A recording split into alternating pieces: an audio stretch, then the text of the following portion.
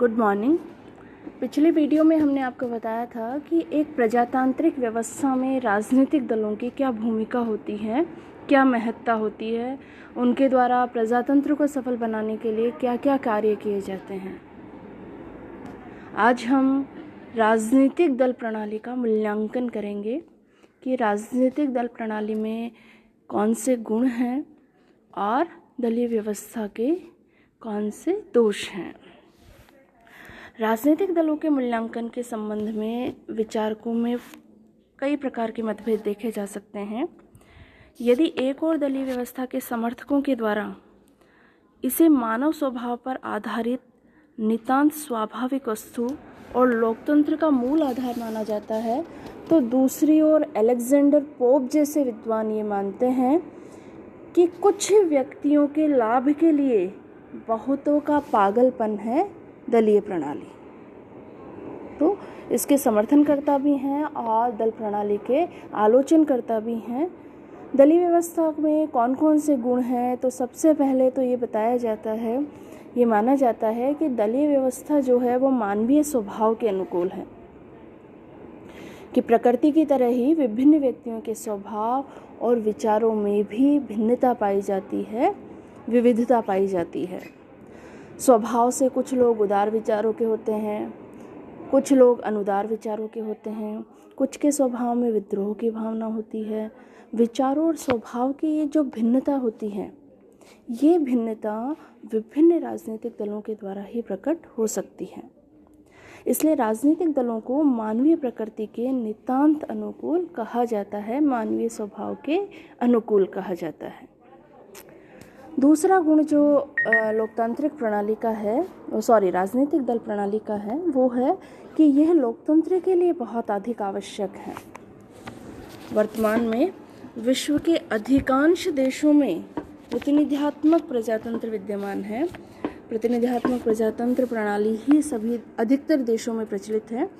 इस शासन व्यवस्था में जनता अपने प्रतिनिधियों के माध्यम से शासन करती है, जनता अपने प्रतिनिधि निर्वाचित करती है और जनता के इन चुने हुए प्रतिनिधियों के द्वारा शासन संचालन का कार्य किया जाता है।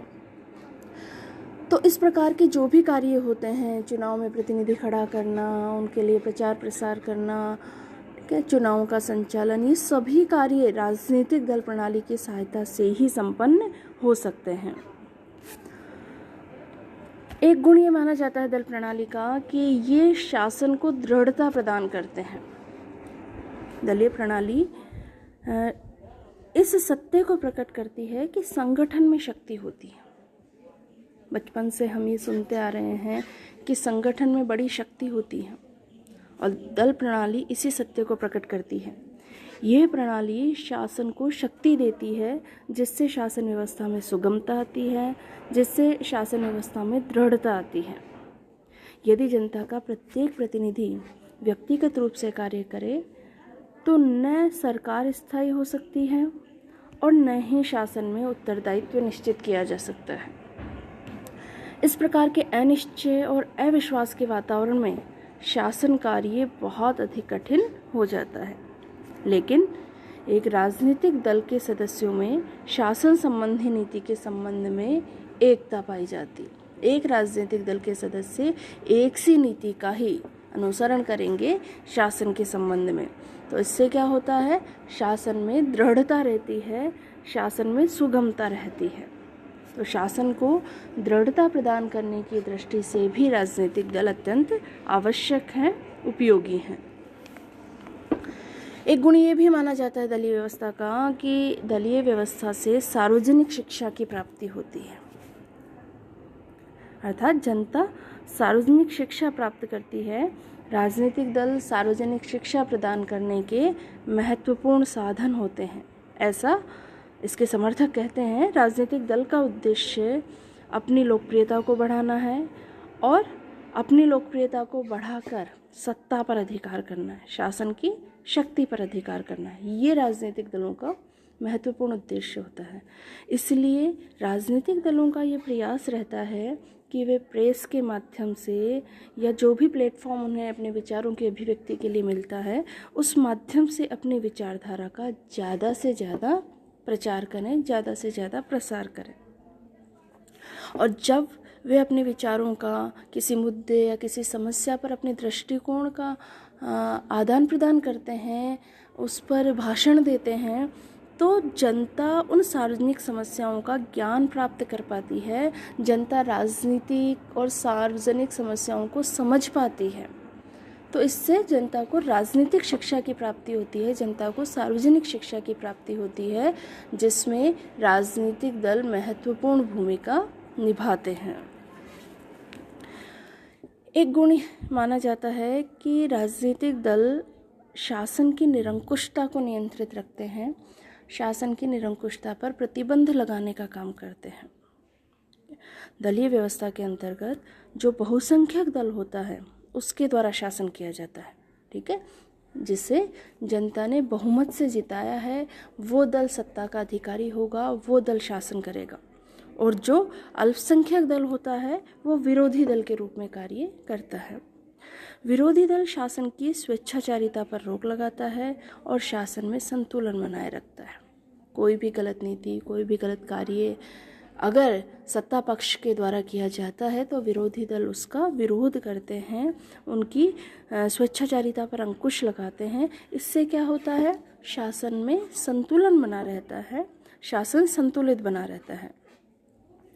विरोधी दल का जो अस्तित्व है वो राज्य की विद्रोह से भी रक्षा करेगा, क्योंकि यदि जनता में सरकार के विरुद्ध अविश्वास फैल जाता है तो विरोधी दल दूसरी सरकार बनाने हेतु तत्पर रहता है।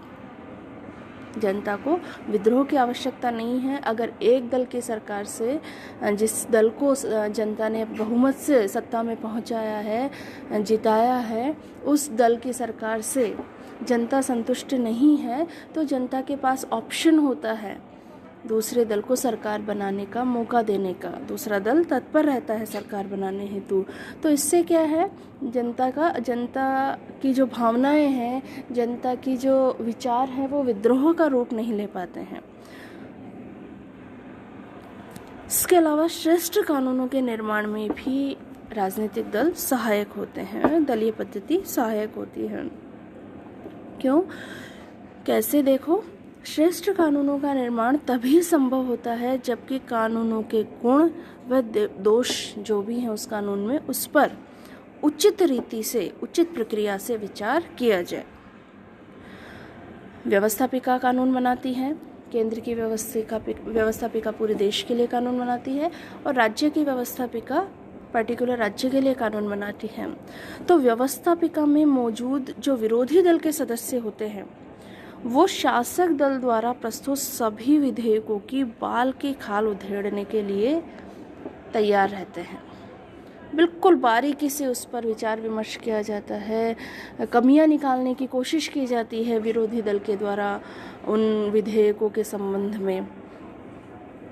तो इस प्रकार के विचार विमर्श से, इस प्रकार के वाद विवाद से विधेयक में जो भी दोष होते हैं वो सामने आ जाते हैं और फिर उन दोषों का निवारण करके एक श्रेष्ठ कानून का निर्माण किया जा सकता है। तो श्रेष्ठ कानून के निर्माण में भी दल अपनी महत्वपूर्ण भूमिका निभाते हैं। शासन के जो विभिन्न अंग होते हैं उनमें पारस्परिक सहयोग और सद्भावना उत्पन्न करने का कार्य भी राजनीतिक दलों के द्वारा ही किया जाता है। संसदात्मक शासन व्यवस्था में अगर हम देखें तो संसदात्मक शासन व्यवस्था में तो राजनीतिक दलों के आधार पर ही व्यवस्थापिका और कार्यपालिका एक दूसरे से संबंधित होती है। शक्ति विभाजन सिद्धांत पर आधारित जो शासन प्रणाली है, अध्यक्षात्मक शासन प्रणाली, उसका एक बड़ा दोष ये है कि व्यवस्थापिका और कार्यपालिका में गतिरोध रहता है। लेकिन कल भी हमने आपको बताया, अमेरिका जैसे राज्यों में इस कमी को दूर करने के लिए राजनीतिक दलों की भूमिका सराहनीय है। अमेरिका जैसे राज्य में राजनीतिक दलों के द्वारा व्यवस्थापिका और कार्यपालिका के मध्य गतिरोध को दूर करने का प्रयत्न किया जाता है। तो इसलिए भी दलीय पद्धति महत्वपूर्ण है, उपयोगी है। विभिन्न मतों का संगठन होता है दलीय व्यवस्था में। मनुष्य विवेकशील प्राणी है और अपनी विवेकशीलता के कारण प्रत्येक मनुष्य का विचार दूसरे मनुष्य से भिन्न होना एक सहज बात है, एक स्वाभाविक बात है। और आधारभूत समस्याएं हैं, उनके संबंध में भी अनेक व्यक्तियों की अनेक प्रकार के दृष्टिकोण हो सकते हैं। तो राजनीतिक दलों के द्वारा इस प्रकार की आधारभूत एकता रखने वाले व्यक्तियों को संगठित करने का कार्य किया जाता है। जिनके विचार एक हैं, जिनके विचार मेल खाते हैं, उन व्यक्तियों को संगठित करने का कार्य राजनीतिक दलों के द्वारा किया जाता है ताकि वे एक इकाई के रूप में कार्य कर सकें। राजनीतिक दल अगर नहीं होंगे तो जो विभिन्न संघर्षात्मक विचार समूह होंगे उनमें सामंजस्य के लिए कोई सर्वमान्य बात ही नहीं होगी। जो इकट्ठे मिलपूर्वक प्रभावपूर्ण ढंग से कार्य करने योग्य बनाए जा सके, ऐसा संभव नहीं हो पाएगा बिना राजनीतिक दलों के। राजनीतिक दल सदस्यों को अनुशासित रखने का कार्य भी करते हैं। दलों में जो आंतरिक मतभेद होते हैं, विभिन्न दलों के बीच जो वाद विवाद होते हैं, तो राजनीतिक दल उनके मध्य सहयोग और सद्भावना के भाव को जन्म देते हैं। तो विभिन्न मतों के संगठन का कार्य भी राजनीतिक दलों के द्वारा किया जाता है। राष्ट्रीय एकता के साधन माने जाते हैं राजनीतिक दल। राष्ट्रीय हित की वृद्धि के लिए एक संगठित राजनीतिक समुदाय है राजनीतिक दल। ऐसी परिभाषा बर्क ने राजनीतिक दल की दी थी। राजनीतिक दल किसे कहते हैं, तो बर्क ने उसे स्पष्ट करते हुए लिखा कि राष्ट्रीय हित की वृद्धि के लिए राजनीतिक दल एक संगठित राजनीतिक समुदाय है। अर्थात दल प्रणाली व्यक्तियों को संकुचित क्षेत्र से ऊपर उठकर देश और राष्ट्र के कल्याण के संबंध में विचार करने के लिए प्रेरित करती है। इसका एक दूसरा पक्ष भी है। जब हम दल प्रणाली के दोष पढ़ेंगे तब उनका अध्ययन करेंगे। अभी हम दल प्रणाली के गुण पढ़ रहे हैं और गुण के अंतर्गत हम बर्क जैसे विचारकों की परिभाषा को आधार बनाकर ये कह सकते हैं कि दल प्रणाली जो है वो राष्ट्र कल्याण के संदर्भ में, राष्ट्र कल्याण के संबंध में विचार करने के लिए प्रेरित करती है। इस प्रकार दल प्रणाली समाज में एक व्यापक दृष्टिकोण विकसित करती है जिससे कि राष्ट्रीय एकता का जो बंधन है वो सुदृढ़ होता है, वो मजबूत होता है। इसके अलावा सामाजिक और सांस्कृतिक विकास में भी दल प्रणाली का महत्वपूर्ण योगदान रहता है। अनेक बार सामाजिक सुधार और सांस्कृतिक विकास के अनेक कार्य राजनीतिक दलों के द्वारा किए गए हैं। जैसे स्वतंत्रता से पूर्व गांधी जी के नेतृत्व में भारत में कांग्रेस ने हरिजनों की स्थिति को ऊंचा उठाने का कार्य किया, मद्यपान का अंत करने का प्रयत्न किया। इसके अलावा विभिन्न राजनीतिक दल पुस्तकालय, वाचनालय, वैधन केंद्र स्थापित करके बौद्धिक और सांस्कृतिक विकास को बढ़ावा देने का कार्य करते हैं, हमारी सांस्कृतिक विरासत को संजोए रखने में सहायता करते हैं। तो ये थे दलीय व्यवस्था के गुण। नेक्स्ट वीडियो में हम दलीय प्रणाली के दोषों का अध्ययन करेंगे। धन्यवाद।